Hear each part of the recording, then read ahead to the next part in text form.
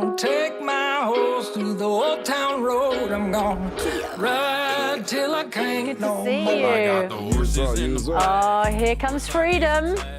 Riding into the studio. How you doing? How you doing? Lovely to see you, Freedom. You all right? Good, yeah? So nice to see you. Kate. You all right? I'm just filming your horse. There goes Callie. You wouldn't normally need a handler with a horse you're riding, would you? Nah, but because that's it's strange. the studio, it's important that Callie has someone with them. We're talking to Freedom because at one time in the past, he was a drug dealer who trained pit bulls to attack. But he now has a groundbreaking scheme to help turn around the lives of underprivileged children. Yeah, Freedom's Ampalidus, as we've just seen riding on Callie, who was a bay gelding standing over 15 hands high. Big horse, seemed to me. Viewers, you may recognise our four-legged friend. He's gone now, especially trained horse. He does lots of TV, Into the Badlands, Beowulf, and has been helping us with Freedom's story. Do you tend to travel around on a horse regularly, just up and down, or is it strictly when you're at your equestrianism? It's just when I'm promoting urban equestrian, really, you know what I mean? But back in the day, I used to ride on a regular basis. Every day, every other day, yeah. You've got quite a history, but you turned your life around because you got involved with horses. You were born in a pretty rough part of Leicester. Yeah. Then you went over to Antigua. The first thing is that the horses, they belong to my uncle, yeah? Yeah. So my uncle is a key character because he was the Scarface of the island. Okay? What does that mean? He was a big criminal. So I wasn't involved in any type of crime or anything like that until I went to Antigua. You understand me? Yeah? So the racehorses was one of my uncle's toys, you could say, one of his assets. You understand me? So though that was a negative, the positive was the fact that he had horses, racehorses. And how I got involved is simply because my character, my personality when I was a kid, I absolutely loved animals. You know what I mean? I just loved animals.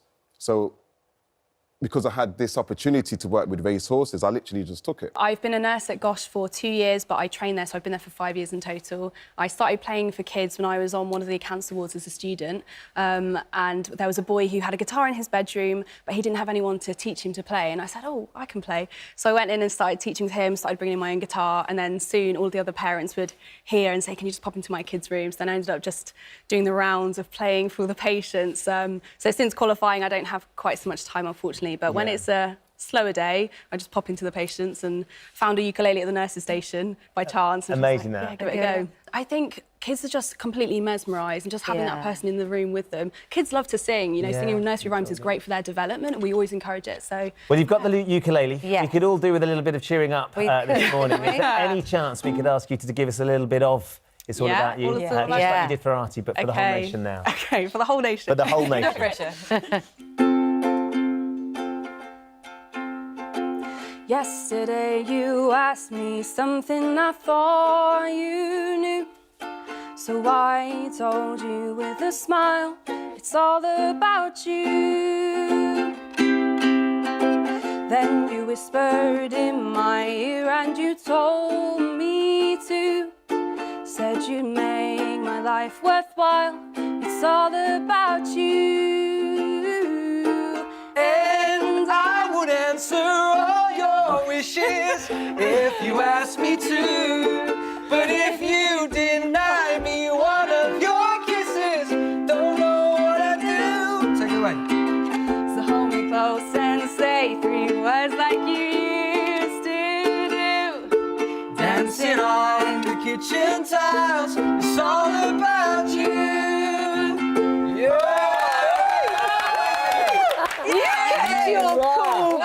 You sing that a bit higher than we know. I got this is high. Sorry.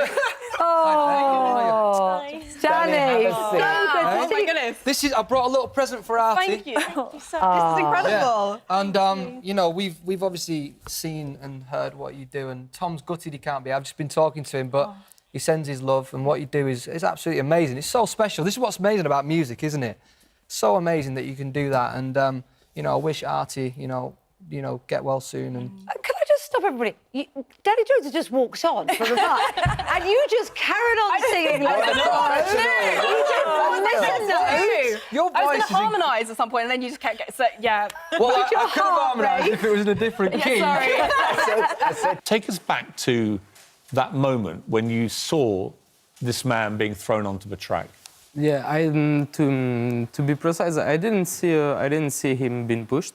You saw him on the track. Yeah, I came straight to like literally a minute or two after he's been pushed.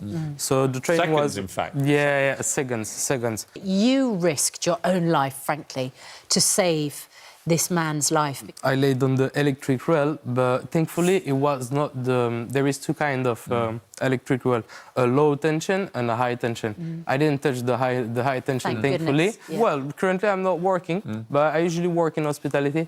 Right. But to be honest, I'm sick of it. So. You're sick of hospitality. Yeah, definitely. Well, if anyone's watching and wants to give this guy a job, he's the kind of guy you want working for you. When you watch the footage back, I was shocked myself. what do you feel? Yeah, well, nothing. I was proud. I was proud, very proud. My mother tried to kill me. She told me never to What did jump she on say? the train anymore.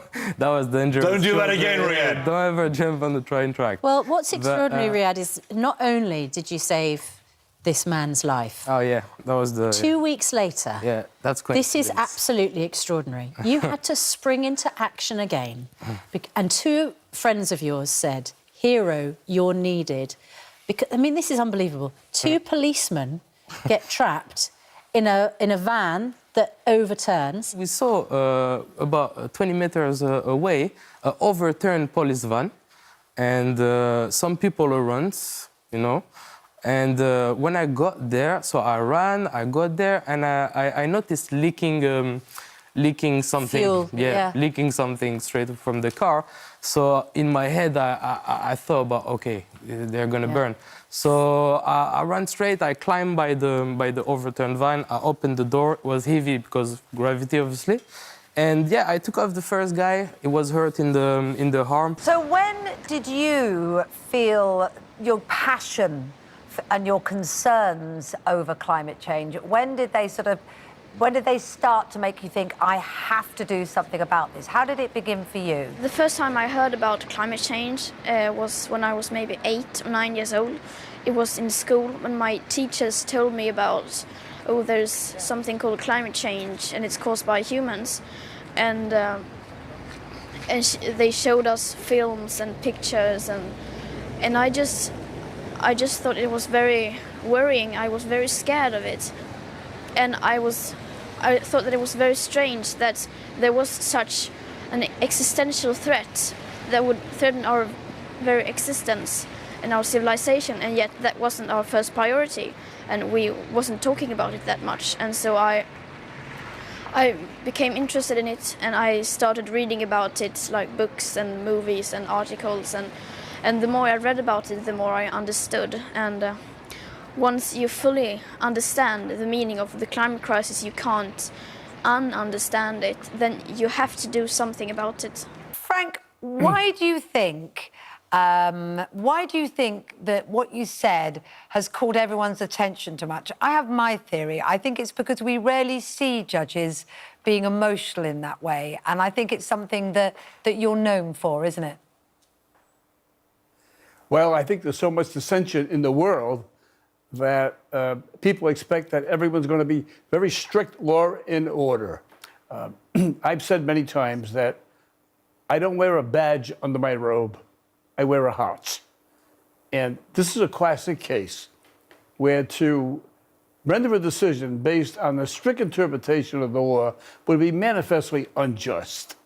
And so I did what is right, you know, and I think taking all of the attendant circumstances into consideration instead of the strict interpretation of the law is just a human thing to do. It's exercising some understanding and some compassion and some sympathy for people who appear before me. I believe when you were talking to the elderly gentleman, you also brought in your son later on and mentioned how you'd like to take care of him. So, David, is he as good a dad as he is judge? He drove us here tonight, so yes, he's still driving me around. So I'm guessing that's a yes. Right? You yourself... No, but seriously,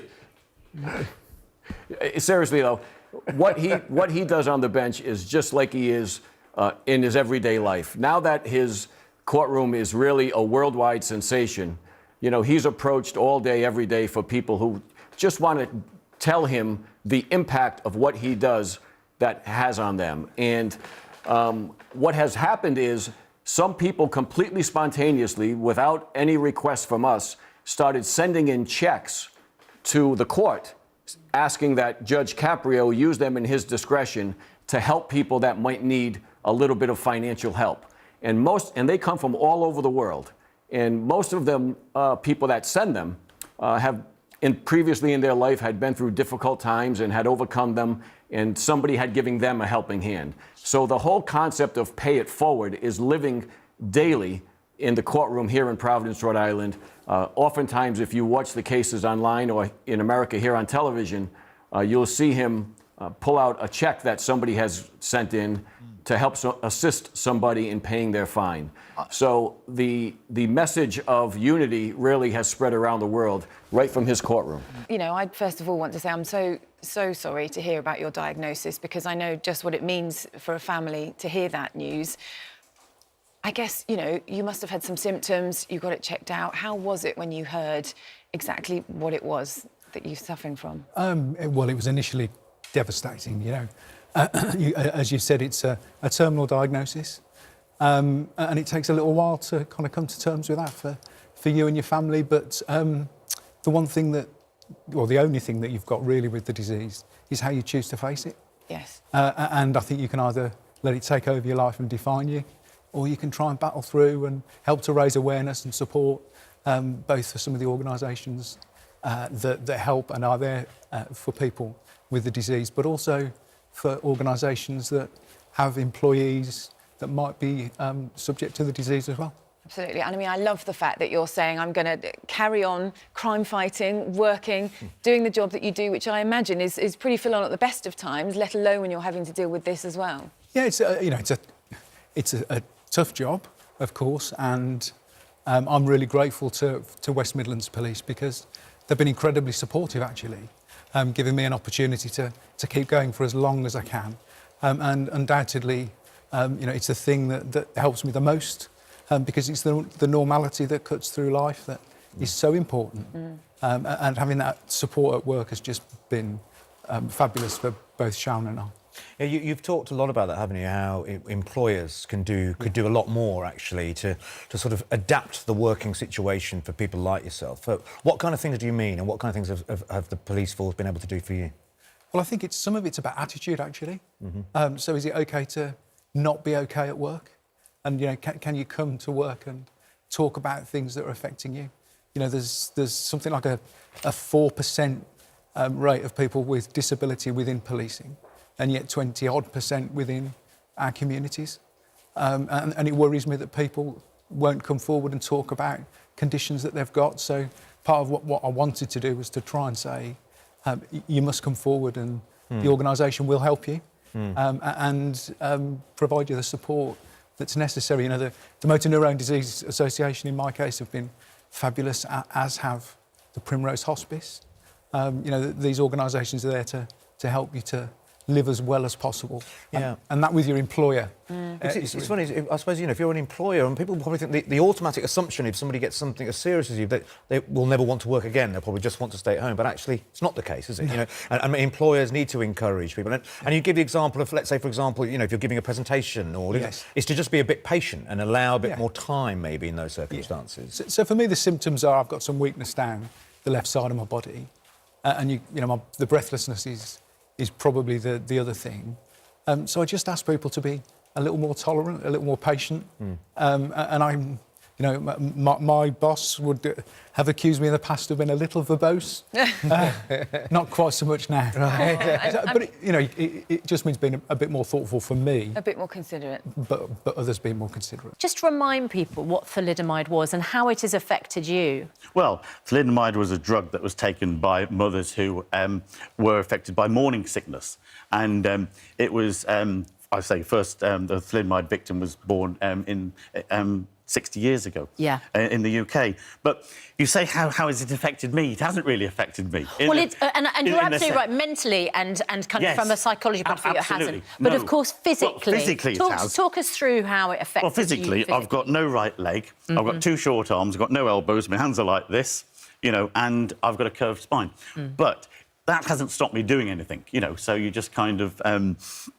well, you just carry on with life, basically. Yeah. So you've got shortened arms and no elbows. No elbows, no. Yeah. So taking on a cycling challenge is, you know, the definition of a challenge, isn't it? Well, it is, isn't it? Yes, it is. Well, the thing is, I got into hand cycling about 5 years ago, and I quite enjoyed it. Therefore, but I only go out once a week or something like that. So, but then I thought, let's just demonstrate to people that limitation should be no barrier. So fit and healthy is good, and it shouldn't deter you. And I think I've put in my video that, you know, you might not be able to do it a certain way, but you can do it your way. You know, and that's the most important thing. Let's talk about this challenge, though, Andrew, because it's not a walk in the park, this. No, it's not a walk in the park. I mean, you know, because you're going to be doing 80, 90 miles a day. I am, yes. For 13 days? 13 days, yes, and it's consecutive, isn't it? And there's no break. And that's the big challenge, really. The most wear and tear, needless to say, would be on your hands? No, the hands are actually fine because I hardly grip on the thing because it's like that. It's really the shoulders and the back. That's where all my strength is from, basically, because I'm rocking forward. I do sit-ups and everything like that. So it's the rocking movement because I've got no elbows to pull it back. So you have I'm just constantly rocking backwards and forwards like that, you see. So it's all in the shoulders and the back. You were waiting, weren't you, for the opportunity to have this double hand transplant? And it was just a few days after you had appeared that it came good. Tell us briefly what happened and how it then escalated. I waited 4.5 years. That was a really hard match for a donor. So I just got it into my head that it was never going to happen. And I just got on with life and I did things like Killy and I just got on with it. But just one day in January, just all of a sudden, the phone call came and an hour later you're in an ambulance going to Leeds. Because the technicalities is any donor match is challenging, but this has to be the similar size, so the muscles and the tendons will work. For cosmetic and comfortable reasons, similar skin tone. There's so much to get right, isn't there? Yeah. The problem for me, though, was that when I was ill with my sepsis 6 years ago, I'd had 25 blood transfusions. Right. And that gave me 25 sets of antibodies that they couldn't use or they couldn't have in the donor. So that's what made me a hard match. You got the match, you've now got the hands, and the thing that you said you most wanted to do was to shake hands with people, particularly your lovely son, who we'll see in a moment. But can we shake hands? Please do. I'm slightly nervous because I don't... I think that's quite a good grip too, Kate. That's a really good... That is a firm and do you, handshake. This might sound a silly question, but do you get complete feeling in those hands? No, not yet. I know I'm doing it. There's hard sensations. In the shower, it's very sore because they're hypersensitive now. But with a feather, I don't.